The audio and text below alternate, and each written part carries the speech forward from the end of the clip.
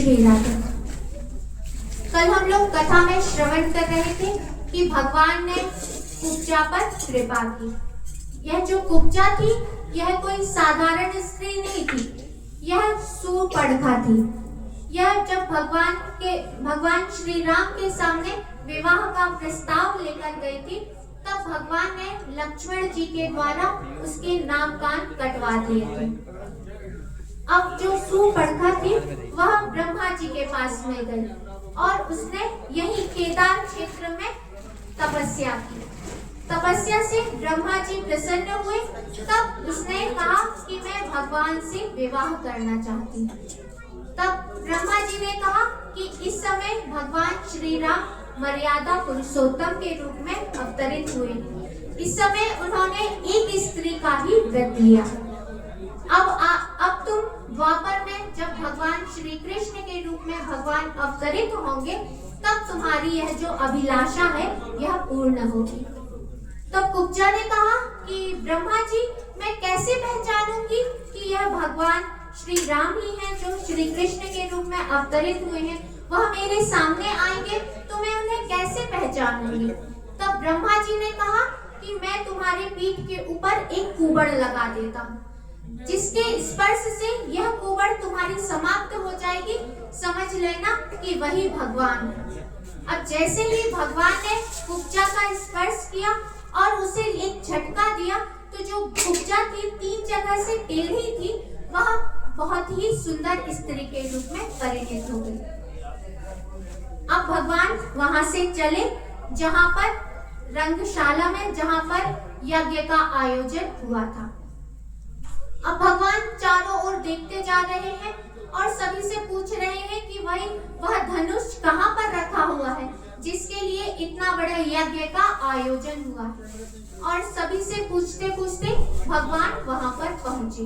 भगवान ने देखा कि यह तो बहुत ही विशाल धनुष है, यह इंद्र धनुष के समान दिखलाई दे रहा है। अब भगवान ने खेल ही खेल में उसे बाएं हाथ से उठा लिया। सभी ने देखा कि इतना बड़ा धनुष और इतने छोटे से बालक ने उठा लिया, और सभी देख ही रहे थे कि भगवान ने उस धनुष के ऊपर प्रत्यंचा चढ़ाई और प्रत्यंचा चढ़ा ही रहे थे और वह धनुष टूट गया। जैसे कि कोई हाथी ईंट को, गन्ने को तोड़ देता है, उसी प्रकार भगवान ने उस धनुष को तोड़ दिया।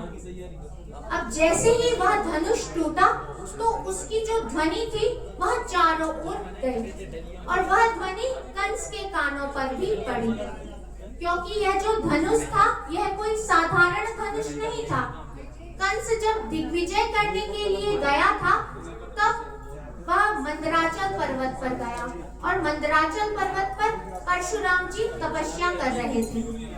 तब कंस ने देखा और मंदराचल पर्वत को ही उखाड़ लिया और उसे हिलाने लगा, जिससे परशुराम जी के जो साधना कर रहे थे उसमें व्यवधान उत्पन्न हुआ। अब परशुराम जी को क्रोध आ गया और वह कंस का वध करने को तैयार हो गए। तब कंस ने क्षमा याचना मांगी और कहा कि मैं आपका शिष्य हूँ, आप मेरा वध ना करें। परशुराम जी ने कहा कि अच्छा, तुम यह धनुष उठाकर दिखलाओ। यदि तुमने यह धनुष नहीं उठाया तो मैं तुम्हारा वध करूंगा। फिर कंस ने उस धनुष को उठा लिया और फिर परशुराम जी ने कहा कि अब इसकी प्रत्यंचा चढ़ा। तब कंस ने उस धनुष की प्रत्यंचा भी चढ़ा दी, क्योंकि वह जो धनुष था वह 7 ताड़ के वृक्ष के बराबर विशाल था और उसका जो वजन था वह 3 लाख मन वजन था उसका। अब कंस ने उस धनुष को उठा लिया और उसकी प्रत्यंचा चढ़ा दी। तब परशुराम जी प्रसन्न हो गए और परशुराम जी ने कहा कि अब तुम यह धनुष ले जाओ और इसका पूजन करना, और जिस दिन यह धनुष टूटेगा समझ लेना उसी दिन तुम्हारी मृत्यु होगी। अब जैसे ही धनुष टूटा तो उसकी जो ध्वनि थी वह चारों ओर फैली और कंस के कानों पर भी पड़ी। अब कंस समझ गया कि लगता है अब मेरा जो काल है वह मेरे निकट आ गया है। अब भगवान ने धनुष का भंजन किया, सायंकालीन हो गई थी, तब भगवान अपने शिविर में वापस लौट गए। अब कंस इतना भयभीत हो गया कि अब उसे रात्रि में नींद नहीं आ रही थी। वह जहाँ कहीं भी देख रहा था उसे भगवान श्री कृष्ण ही नजर आ रहे थे। वह अपनी परछाई को देख रहा था तो उस परछाई में उसे परछाई तो दिखलाई दे रही थी, लेकिन उसमें उसका सिर दिखलाई नहीं दे रहा था। वह दर्पण में अपना मुख देख रहा था तो उसे केवल धड़ दिखलाई दे रहा था, उसका शीश दिखलाई नहीं दे रहा था। इस प्रकार कंस को नाना प्रकार के अपशकुन दिखलाई देने लगे। जो भी काली चीज देखता उसी में उसे भगवान श्री कृष्ण नजर आने लगे। अब कंस रात्रि भर भगवान श्री कृष्ण का ही चिंतन करते रहा और जैसे ही प्रातः काल हुआ तब भगवान श्री कृष्ण पुनः ही रंगमंच पर पहुंचे जहां पर यज्ञ का आयोजन हुआ था। अब भगवान श्री कृष्ण पहुंचे तो जो कुबल्यापीड़ हाथी था उसे द्वार पर खड़ा करवा दिया था कंस ने, कि जिससे जो भगवान श्री कृष्ण है वह अंदर ही प्रवेश ना कर पाए।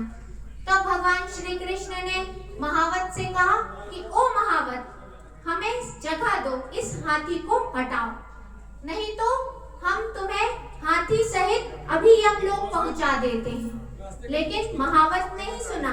तब भगवान ने जोर से ललकारा तो जो महावत था उसने अपने अंकुश से हाथी के ऊपर अंकुश से चोट की, जिससे जो हाथी था वह व्याकुल हो गया, क्रोधित हो गया और उसने भगवान श्री कृष्ण को अपनी सूंड में लपेट लिया और भगवान उसकी सूंड से खिसक गए और भगवान ने खेल ही खेल में उसे एक जोर से मुक्का मारा, जिससे जो कुबल्यापीड़ हाथी था वह पृथ्वी पर गिर गया और भगवान ने अपने एक पैर से उस कुबल्यापीड़ हाथी के ऊपर रखा और दोनों भाइयों ने एक एक जो हाथी के दांत थे उसे उखाड़ लिए और उसी दांत से हाथी का और महावत का दोनों का वध कर दिया। और जैसे ही आगे पहुंचे तब उन्हें जो चाड़ूर, मुष्टिक, सल, तोसल थे वह सब ताल ठोक रहे थे और कह रहे थे कि आओ अब तुम हम लोगों के साथ में युद्ध करो, कुश्ती लड़ो।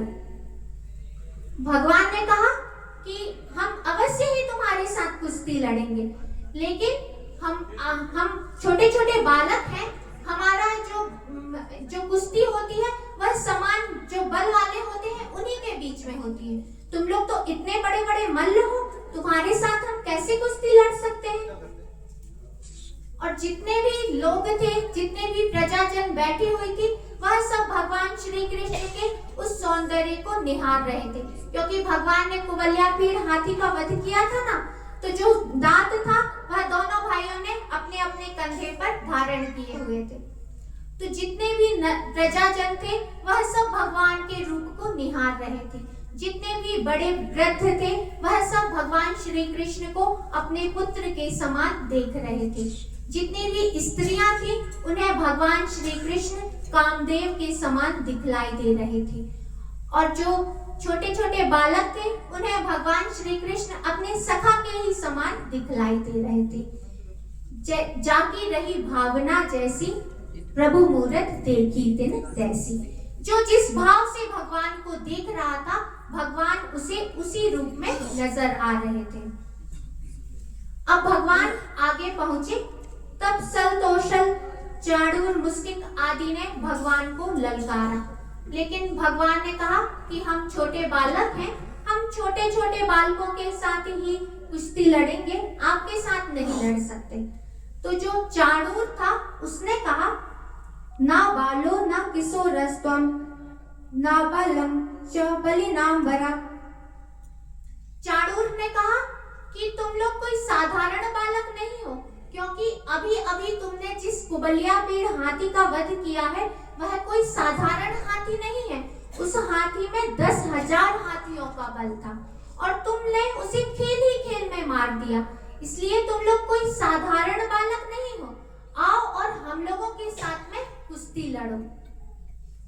अब जितने भी प्रजाजन थे वह सब देखने लगी कि यह जो कंस है इसकी नगरी में देखो कितना अधर्म होने लगा है।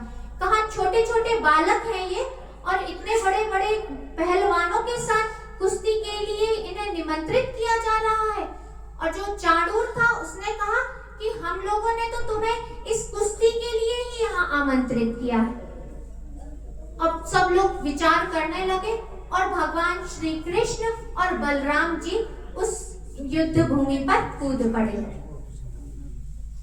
और भगवान श्री कृष्ण ने चाणूर को और बलराम जी ने मुष्टिक को पकड़ लिया और दोनों में युद्ध प्रारंभ हो गया।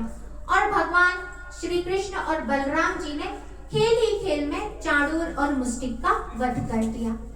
फिर ऊट नाम का एक और बलवान आया जिसका बलराम जी ने वध किया। फिर सल तोषल आए जिसका भगवान श्री कृष्ण ने उद्धार किया। और जितने भी और भी पहलवान थे उन्होंने जैसे ही देखा कि इतने बड़े बड़े पहलवानों का इन बालकों ने वध कर दिया है, तब सब समझ गए कि यह कोई साधारण बालक नहीं है। अब चारों ओर हाहाकार मच गया कि यह जो पहलवान है यह सब मारे जा चुके हैं। अब जो कंस था वह बड़ा भयभीत हुआ और कंस ने तलवार निकाल ली कि मैं अब इन बालकों का वध कर दूंगा। और भगवान ने वह कंस कुछ समझ पाता, कुछ कर पाता, उसके पहले ही भगवान उसके वहां जहां पर उसका सिंहासन था वहां पर छलांग लगाकर पहुंच गए। अब जैसे ही भगवान वहां पर पहुंचे तो जो कंस का मुकुट था वह उसके सिर से निकलकर गिर पड़ा और भगवान ने उसके बालों को पकड़ा और उसे रंगभूमि पर घसीटते हुए ले आए। क्योंकि जो कंस था उसने देवकी जी को भी के बालों को पकड़कर रथ से नीचे उतारा था ना, तो भगवान ने भी कंस को के बालों को पकड़ा और उसे खींचते हुए रंगभूमि पर लेकर आए और उसके ऊपर छलांग लगाई। और जैसे ही भगवान ने कंस के ऊपर छलांग लगाई तो जो कंस था उसके प्राणों का अंत हो गया। बोलिए कंस निकंदन भगवान की जय। अब जैसे ही कंस का वध किया भगवान ने और फिर भगवान पहुंचे कारागार में, जहां पर कंस ने देवकी और वसुदेव जी को कारागार में बंदी बनाया था। भगवान ने अपने माता पिता के बंधन से उन्हें मुक्त किया और जो नाना उग्रसेन थे उनके भी बंधन को छोड़ा और उग्रसेन जी को ही राजा बना दिया। अब भगवान जो श्री कृष्ण है और बलराम जी हैं, उन्होंने अपने माता देवकी और वसुदेव जी के चरणों पर साष्टांग प्रणाम किया। और फिर लेकिन जो वसुदेव जी और देवकी थे उन्होंने भगवान को अपने हृदय से नहीं लगाया, क्योंकि वह जानते थे कि यह तो साक्षात जगदीश्वर है, यह भगवान ही है, यह हमारे पुत्र के रूप में कैसे आ सकते हैं।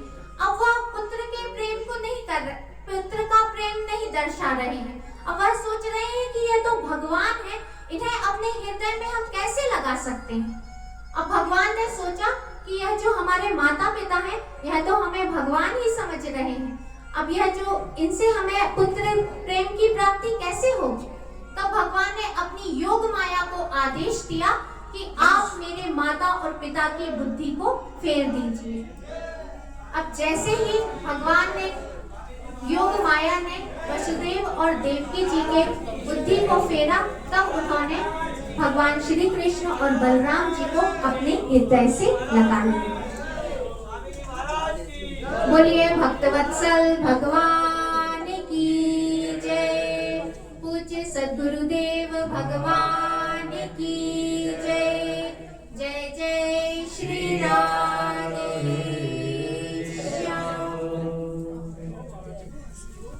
हो गया प्रवचन है।